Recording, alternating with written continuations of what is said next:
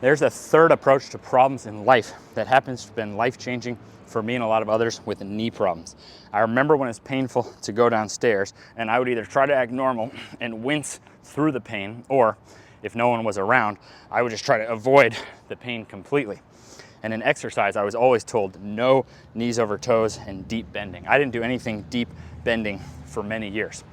Avoiding the problem, working through pain, it ended up being facing the problem, but at a level that didn't hurt, that I could handle, but then working at it until I was tired, and over months and years actually turning my knees into a strength. So those are two of the main exercises I've done right there. Now I don't have to worry about my knees like I used to. These are actually now one of my strongest things in life because of that third approach.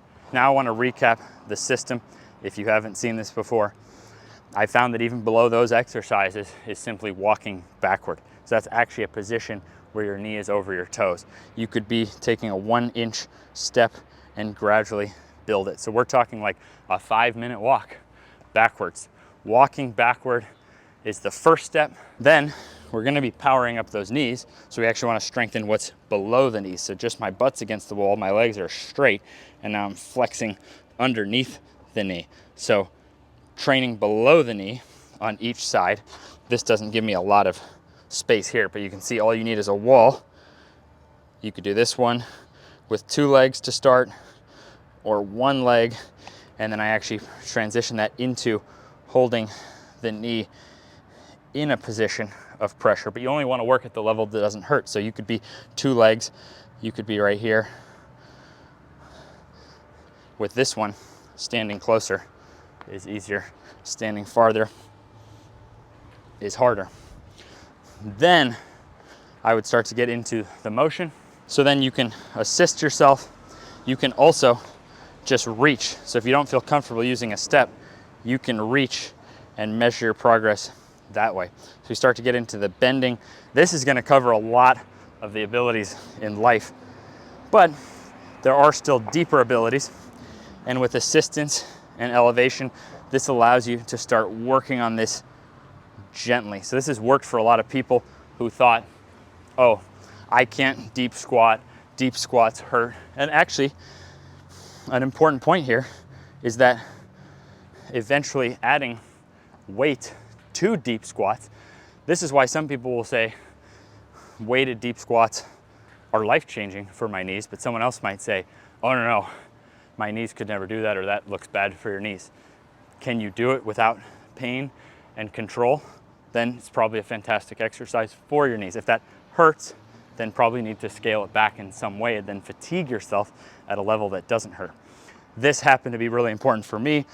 I've got partially artificial kneecap on this left side, and then my right side, honestly, was more painful than the stuff I went through with my left side before surgery. So my left side has 3 different surgical alterations and was super stiff. The right side was then super loose.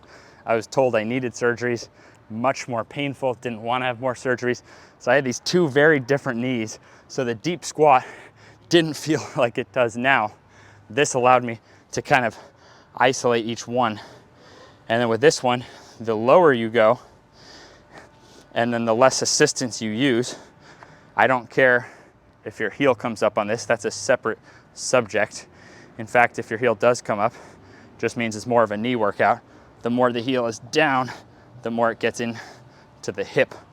So with body weight training, I'm not even worried if that heel comes up or not at this point. You're gonna still get plenty of balance. You can do other exercises for the hips. So doing those one side at a time, that started making then the deep squatting feel better. And all of this, yes, this has given me a very different life. I can do things with my kids. I can have one kid in one arm, pick up the other kid, go up or down stairs, not have to worry. That's what it's all about. It's not, I don't really care how much weight I use on the exercises, what level I use on the exercises. I care that I have 2 kids and I get to live with them without my knees taking away those experiences with them. I get to play basketball with my friends. We're coming back if I'm out of breath, it's because we were out playing basketball outside. I don't have to worry about that. I can play basketball outside and still, and you probably don't ever need to do these kind of things to demonstrate the knees, but it's just to show that for me and the knee problems I had, being able to dunk a basketball and then come here and do demonstrations like this kind of life, that didn't exist for me. That was not a possibility this lifetime for me with the first two methods, working through pain or just avoiding the problem. So no knees over toes, I wouldn't be able to have the joy I have in life now. But this is why it's important to understand how it works, finding your level that doesn't hurt, fatiguing yourself at that level, and building up from there. I hope this helps.